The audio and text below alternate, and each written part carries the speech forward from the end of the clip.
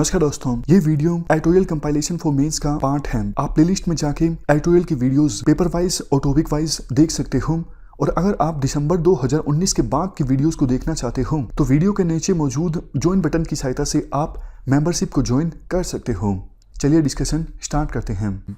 Farm mechanisation मतलब खेतों में मशीनों का इस्तेमाल। आप जीएस पेपर 3 के इस टॉपिक से आर्टिकल को रिलेट कर सकते हो। ये एस्पेक्ट्स हम कवर करेंगे इस आर्टिकल के डिस्कशन में। क्या कंटेस्ट है? सेंट्रल गवर्नमेंट ने हाल ही में 553 करोड़ रुपए स्टेट्स को एलोकेट किए सब मिशन ऑन एग्रीकल्चर मैकेनाइजेशन की इम्प्लीमेंटेशन के लिए। इस मिशन का मकसद ये है एग्रीकल्चर सेक्टर में मैकेनाइजेशन को प्रमोट करना, यानी ये इंश्योर करना ज़्यादा से ज़्यादा किसान अपने खेतों में मशीनों का इस्तेमाल करें। देखो, अगर खेतों में मशीनों का इस्तेमाल किया जाता है तो ये सारे फायदे होते हैं। इनपुट का कम इस्तेमाल होता है। इनपुट जैसे पानी, फर्टिलाइजर्स, इंसेक्ट्स को मारने के लिए इंसेक्टिसाइड्स, इन सब का कम इस्तेमाल होता है। एग्रीकल्चर प्रोडक्शन इंक्रीज होती है, लेबर कॉस्ट कम आती है, एग्रीकल्चर जो एफिशिएंसी है वो इंक्रीज होती है, एग्रीकल्चर सस्टेनेबल होता है। इसके अलावा भी और काफ़ी सारे बेनिफिट्स होते हैं फार्म मैकेनाइजेशन के। देखो, वर्ल्ड बैंक की रिपोर्ट के अनुसार 2050 से पहले हमारे देश की टोटल पॉपुलेशन हो जाएगी 1.67 बिलियन। इतने लोगों का पेट भरने के लिए हर साल 333 मिलियन टन का फूड ग्रेन प्रोडक्शन होना जरूरी है। और अगर हमें इस लेवल का फूड ग्रेन प्रोड्यूस करना है तो इसमें फार्म मैकेनाइजेशन का रोल काफ़ी इंपॉर्टेंट रहने वाला है। इसीलिए इकोनॉमिक सर्वे 2017-18 ने यह कहा था कि फार्म मैकेनाइजेशन और क्रॉप प्रोडक्टिविटी का सीधा सीधा लेना देना है, मतलब दोनों के बीच में कोरिलेशन है। जितना आप फार्म मैकेनाइजेशन को इंक्रीज करोगे, यानी ज़्यादा मशीनों का इस्तेमाल होगा खेतों में, क्रॉप प्रोडक्टिविटी उतनी ही बढ़ेगी। और जैसा हमने डिस्कस किया, टाइम बचेगा, किसान का मजदूरी बचेगी, प्रोडक्शन कॉस्ट कम आएगी, और फसल के काटे जाने के बाद यानी हार्वेस्टिंग के बाद जो लॉसेस होते हैं वो भी कम होगी, और फार्मर्स की जो इनकम है वो भी इंक्रीज होगी। ये सारे फायदे होंगे। लेकिन देखो, फार्म मैकेनाइजेशन को प्रमोट करने में कुछ रुकावटें भी हैं। कौन कौन से इश्यूज हैं फार्म मैकेनाइजेशन में? सबसे पहला, high operational cost of equipments. देखो, खेतों में इस्तेमाल होने वाले जो इक्विपमेंट्स हैं वो महंगे आते हैं और उनको मेंटेन करना महंगा पड़ता है, उनको ऑपरेट करना महंगा पड़ता है। नेक्स्ट है ट्रैक्टराइजेशन ऑफ एग्रीकल्चर। देखो, खेतों में पहले के अपेक्षाकृत ट्रैक्टर्स का इस्तेमाल तो ज़्यादा होने लगा है। पहले हर 150 हेक्टेयर में एक ट्रैक्टर हुआ करता था, लेकिन आज के समय में हर 30 हेक्टेयर लैंड के ऊपर एक ट्रैक्टर देखने को मिलता है। तो ट्रैक्टर तो इंक्रीज हुआ है, ट्रैक्टर्स की संख्या बढ़ी है, बट दूसरे जो इक्विपमेंट्स का इस्तेमाल होना चाहिए खेतों में वो फेनोमेनन इंक्रीज नहीं हुआ है। इसके बाद है इश्यूज इन प्रोक्योरमेंट प्रोसेस। देखो, फार्म इक्विपमेंट्स की जो मार्केट है वो अनरेगुलेटेड है। ऐसा नहीं कि आपको मॉल में जाना है और फिक्स रेट है, जो कपड़े आप खरीदोगे या फिर दूसरा सामान आप खरीदोगे फिक्स रेट है, कोई मोल भाव नहीं होगा, ऐसा नहीं। काफ़ी इश्यूज आते हैं फार्मर्स को प्रोक्योरमेंट प्रोसेस में, क्योंकि काफ़ी बार एक्सप्लॉइटेशन का जो खतरा है बना रहता है। इक्विपमेंट को ट्रेडर्स के द्वारा बहुत महंगा बेच दिया जाता है फार्मर्स को। नेक्स्ट है सब्सिडी इश्यू।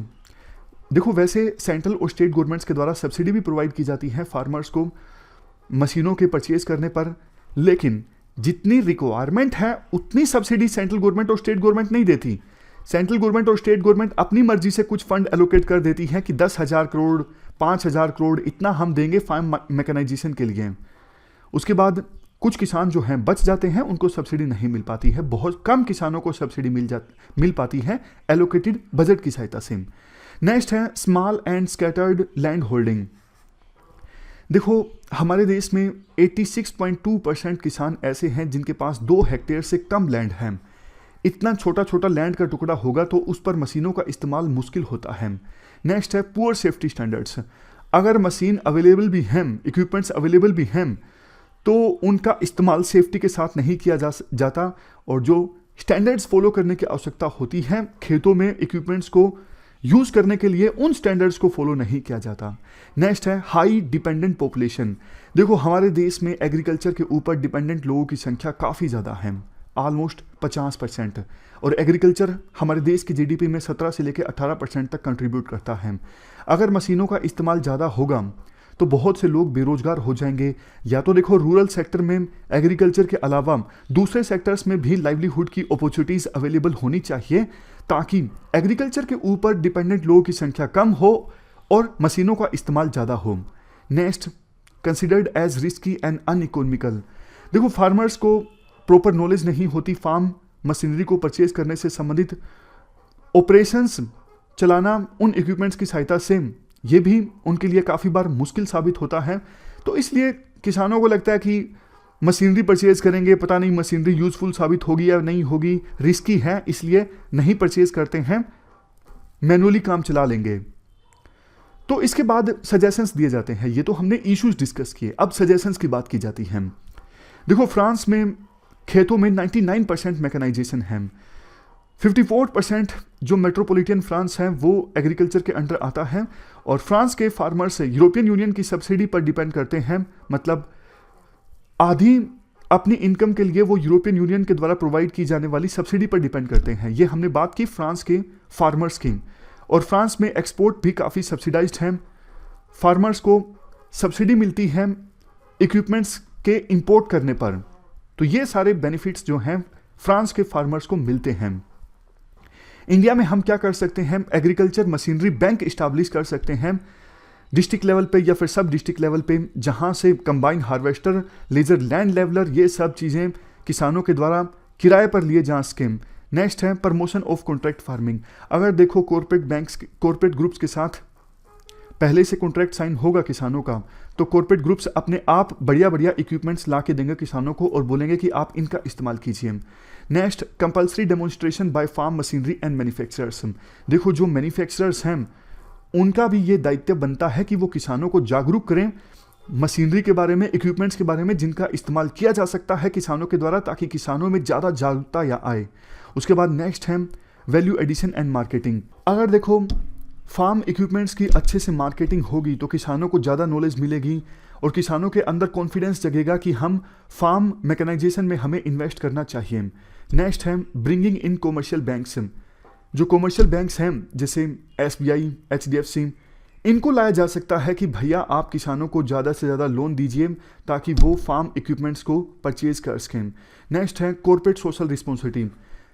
जो कंपनीज आती हैं कॉर्पोरेट सोशल रिस्पॉन्सिबिलिटी के दायरे में, तो उनका भी ये दायित्व बनता है वो किसानों की कैपेसिटी बिल्डिंग करें, किसानों को इनेबल बनाएं ताकि वो ज़्यादा ऐसे इक्विपमेंट्स परचेज कर सकें जिनका इस्तेमाल किया जा सकता है खेती को आसान बनाने में। नेक्स्ट है कस्टमाइज्ड इक्विपमेंट्स।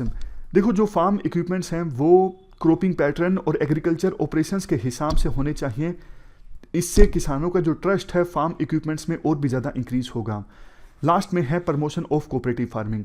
देखो एक किसान अगर किसी इक्विपमेंट को नहीं परचेज कर पाता है, उसके लिए महंगा पड़ता है, लेकिन काफ़ी सारे किसान मिल के कोऑपरेटिव यूनियन बनाते हैं तो वो काफ़ी सारे किसान मिल के फार्म इक्विपमेंट्स को परचेज कर सकते हैं और बारी बारी से उन फार्म इक्विपमेंट्स का इस्तेमाल कर सकते हैं।